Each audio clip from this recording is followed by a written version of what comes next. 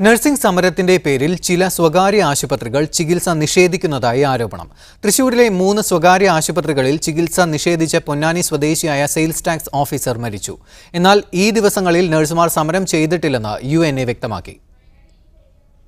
ഈ മാസം 9-ന് പൊന്നാനിയിൽ വെച്ച് സെയിൽസ് ടാക്സ് ഓഫീസറായ വിജയരാഘവനും മകനും വാഹനാപകടത്തിൽ പരിക്കേറ്റിരുന്നു. ആദ്യം എടപ്പാളിലെ സ്വകാര്യ ആശുപത്രിയിലും പിന്നീട് തൃശൂർ കുർക്കഞ്ചേരിയിലെ ആശുപത്രിയിലും പ്രവേശിപ്പിച്ചു. എന്നാൽ നഴ്സുമാരുടെ സമരം നടക്കുന്നുവെന്ന് പറഞ്ഞ് 13-ന് ഇരുവരെയും നിർബന്ധിച്ച് ഡിസ്ചാർജ് ചെയ്യിച്ചതായി വീട്ടുകാർ പറയുന്നു. ദേഹാസ്വാസ്ഥ്യത്തെ തുടർന്ന് പിറ്റേ ദിവസം ഈ ആശുപത്രിയിലടക്കം തൃശൂരിലെ 3 ആശുപത്രികളിൽ എത്തിച്ചെങ്കിലും ചികിത്സിക്കാൻ തയ്യാറായില്ലെന്ന് വീട്ടുകാർ ആരോപിക്കുന്നു. നഴ്സിംഗ് സമരമാണ് കാരണമായി പറഞ്ഞത്. തുടർന്ന് മെഡിക്കൽ കോളേജിലെത്തിച്ച വിജയരാഘവൻ ഇന്നലെ മരിച്ചു. ആദ്യം എടപ്പാൾ പോയി, അവിടെ എടുത്തില്ല. അമല ഹോസ്പിറ്റലിൽ പോയി, അവിടെ എടുത്തില്ല. വെസ്റ്റ് കോർട്ട് പോയി, അവിടെ എടുത്തില്ല. തിരിച്ച് എലൈറ്റിൽ ഡിസ്ചാർജ് ചെയ്ത ഹോസ്പിറ്റലിൽ പോയി, അവർ പറഞ്ഞ് ഇവിടെ എടുക്കാൻ പറ്റില്ല എന്ന് പറഞ്ഞു.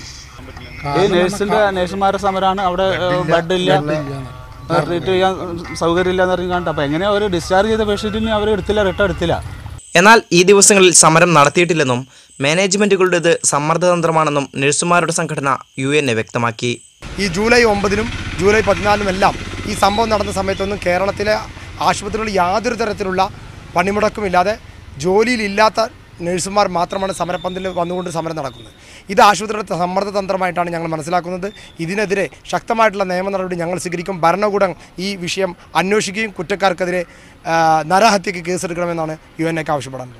വിജയരാഘവനെ ചികിത്സ നിഷേധിച്ച ആശുപത്രിക്കെതിരെ നിയമ നടപടിക്ക് ഒരുങ്ങുകയാണ് വീട്ടുകാർ. മീഡിയ 1 തൃശൂർ.